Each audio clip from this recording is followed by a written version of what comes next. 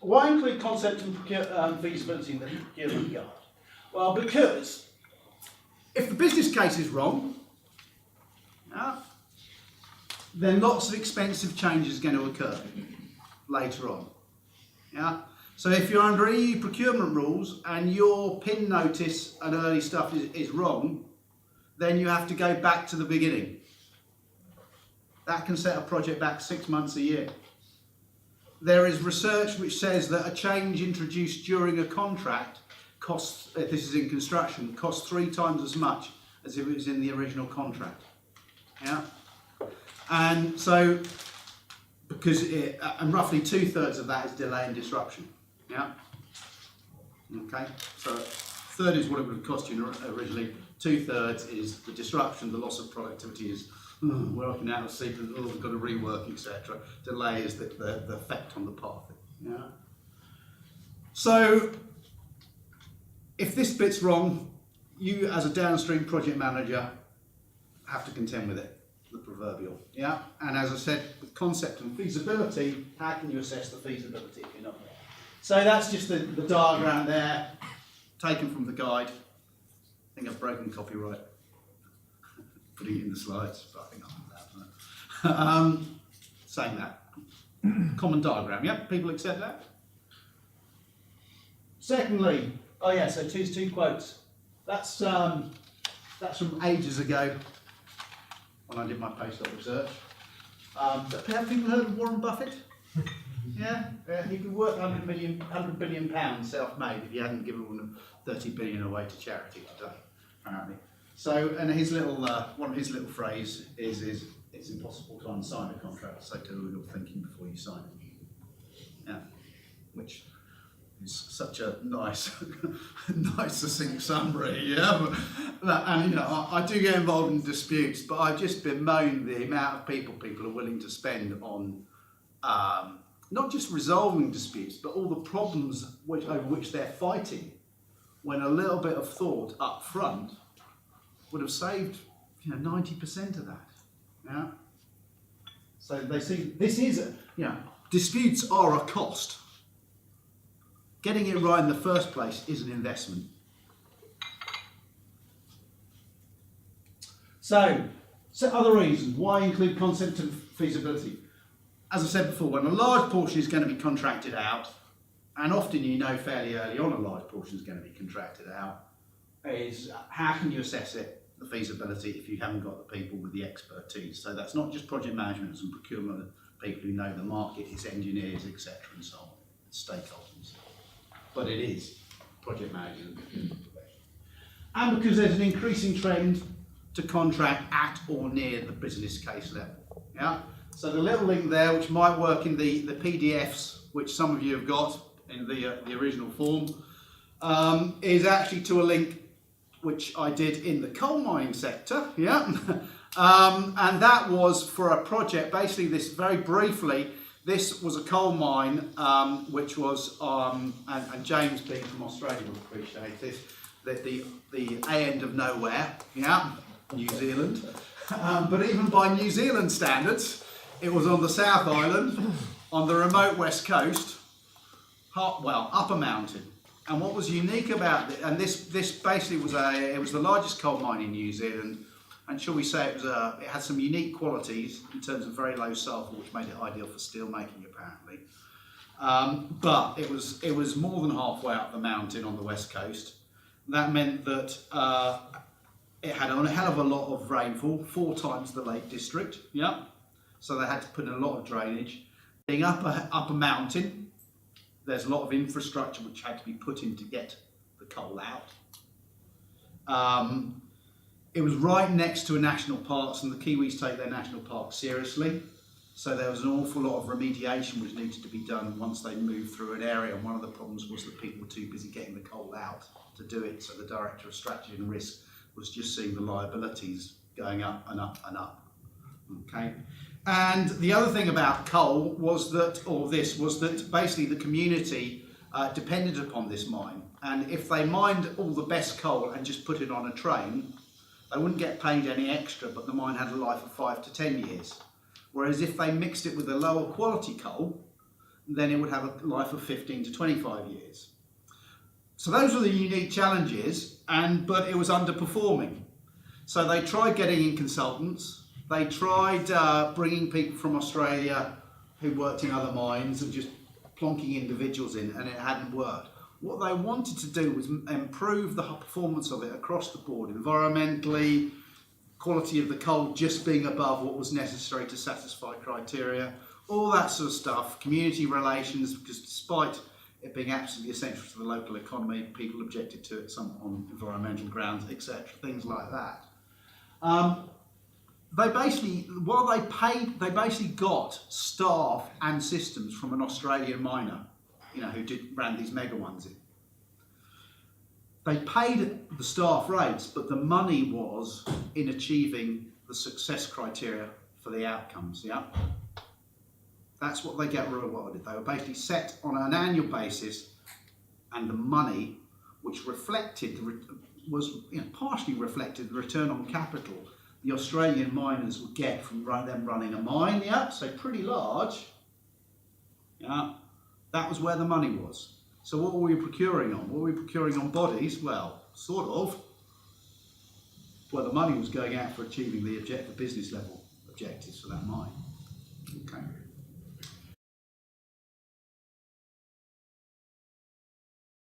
Success criteria, that's where we were contracting on. Okay. So my little example to go through here is the flow chart, and all speakers have this flow chart in it. We didn't put them in full large in your documents. We've got them in little because we want you to buy the guide, basically. Okay.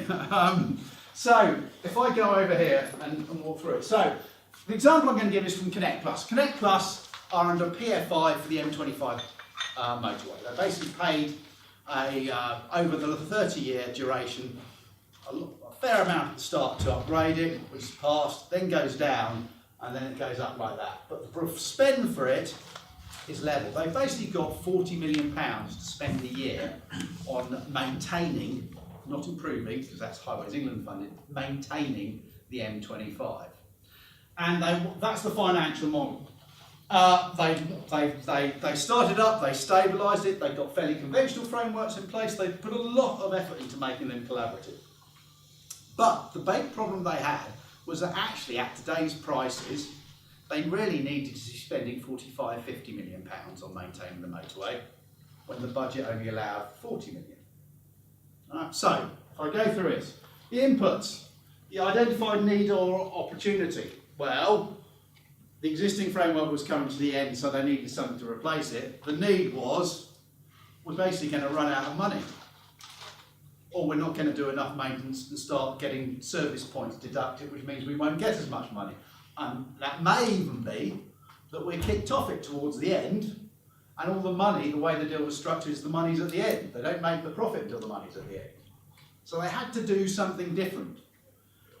What's the defined corporate strategy or plan? Well, seeing as 60–70% of their spend goes on construction, maintaining it, it's sort of, shall I say more? I could go into details, but it's kind of in alignment with the corporate strategy. Yeah, it's not off board. So, is there a need or opportunity for this project, and is it in line with the business strategy? The answer was yes. How much can it cost to be viable? Well, the answer is that the cost is almost fixed. It's the benefit, the value. We need more value from this. Gain the support of a business case sponsor. Well, the business case sponsor was the commercial director who I was working with. Yeah. Identify and analyse stakeholders. Well, Highways England always paid an interest in the M25 for some reason. Yeah. It was also that the stakeholders were also the immediate supply chain, but the whole supply chain. Yeah. But they realised they didn't actually have a good supply chain map down who were the second and third tiers. So one of the exercises we did early on was to map out the supply chain, because they basically had 4 contractors at main level, all subcontracting out. So it's to map out those. What's the point of weaknesses? Blimey, we're spending £4 million a year on traffic management.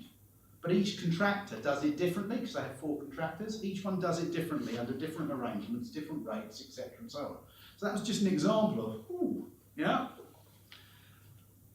Assess the stakeholders' views to come up with a project brief and the high-level options. Now, basically, this was premised on collaboration as a means, yeah? So not collaboration as the end result, we don't confuse that. Collaboration as a means to an end. So, principal things of collaboration. How can we get, and all this stuff happened informally, but it wasn't driven by the commercial arrangements. It was, oh, you're in the office, can you have a look at this, yeah? Earlier contractor involvement in actually defining the interventions and the innovations. Yeah? Things which might cost more, but have a longer whole life. So they're only replacing once or twice over the duration of the PFI, rather than 3 or 4 times. Earlier contractor involvement in terms of working with Connect Plus's services, who are the designers, so that they're designed to be built in. Collaboration across the contractors, because basically from 10 till 5, the M25 shuts down and the contractors are fighting for road space. Yeah? So rather than fighting their own corners for road space, how can we make best use of the road space across it? Collaboration down the supply chain, so the second and third tiers can bring innovations and feel free to bring innovations, but also contribute, which might be, well, we haven't got an immediate project, but it'd also be, we've got a specific problem, how can we solve that?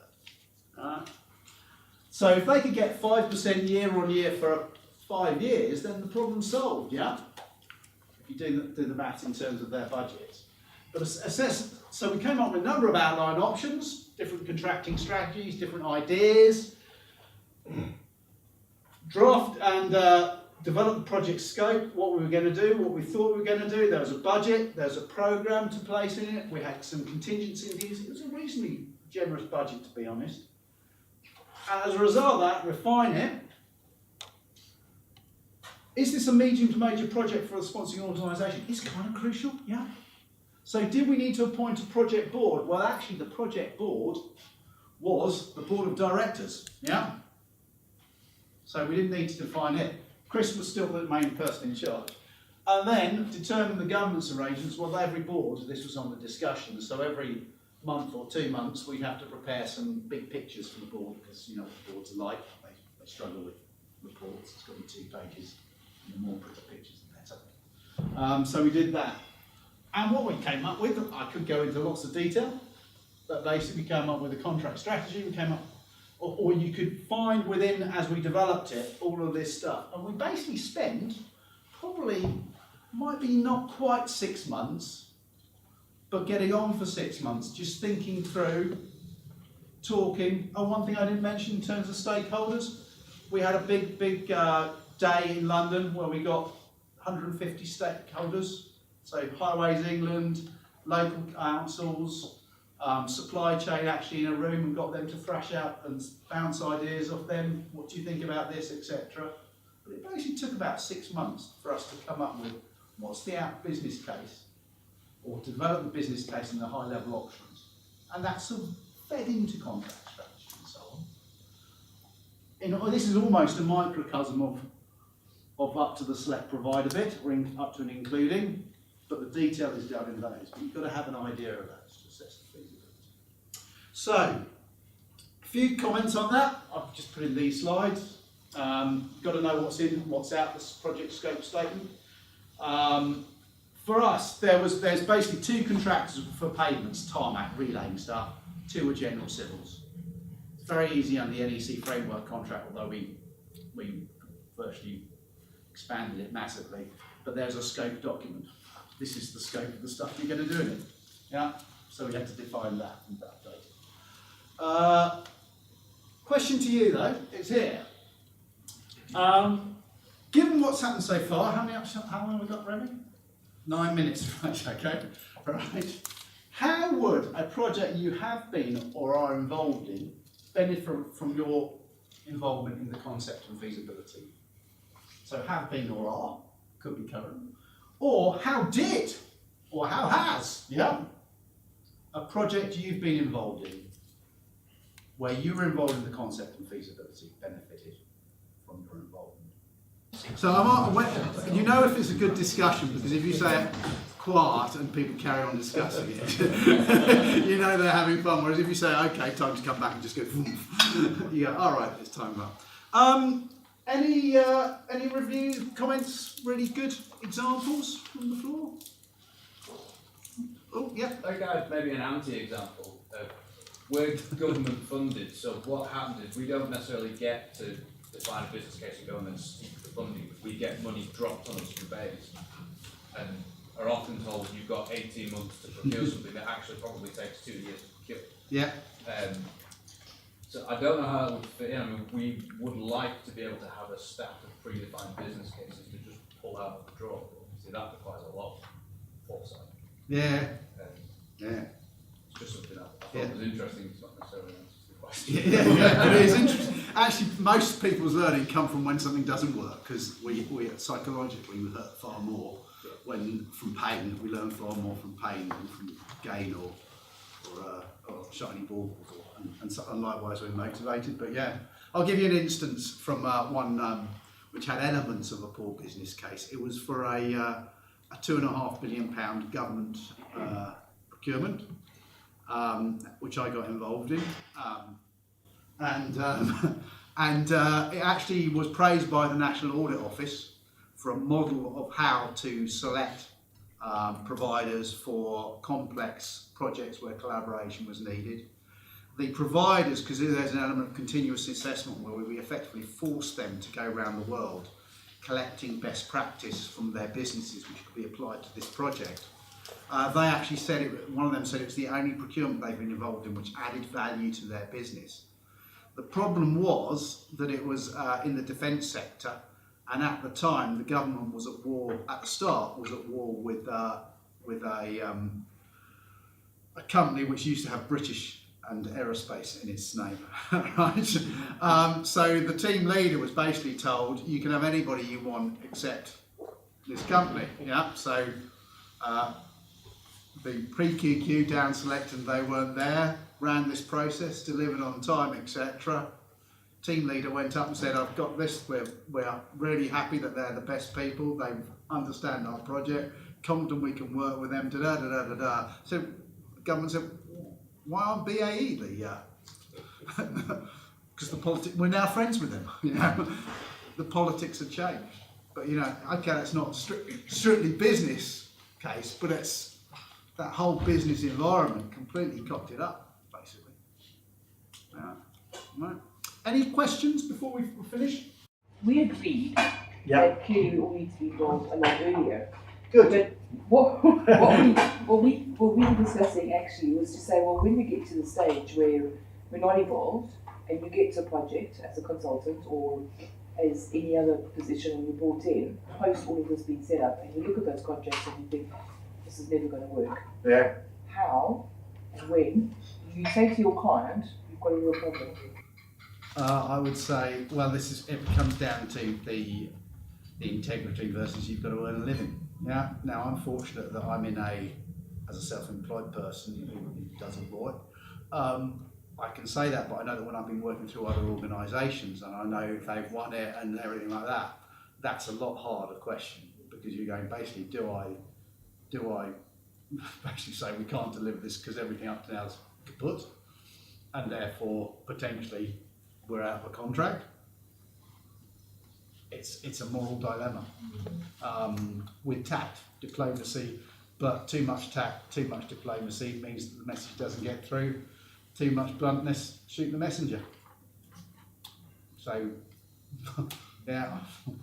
One way of being tactful about it, you might gently, I agree with absolutely everything you said, particularly the shoot the messenger bit, you might gently try to raise a risk. Another thing you can consider doing is, and it is a really tricky dilemma, but another thing you can think about doing is almost trying to accelerate the visibility of the problem, which is similar to what you're saying, so that, because if you tell somebody something that they don't want to hear and your timing isn't right, then actually sometimes they just don't believe you. So it's not even a case of them shooting the messenger. They think you're wrong, so they shoot your messenger because they think you have the wrong messenger. if you can do something that accelerates the visibility of the issue, and then you probably don't need to insinuate very much or have many cups of coffee before they come to the conclusion themselves, and then all of a sudden it's not your message, it's theirs. Yeah, make them think of it, absolutely, yeah. Let them think they thought of it. Yeah, absolutely. Right, Remy's looking at me in disgust at my leadership abilities. We're 5 minutes late.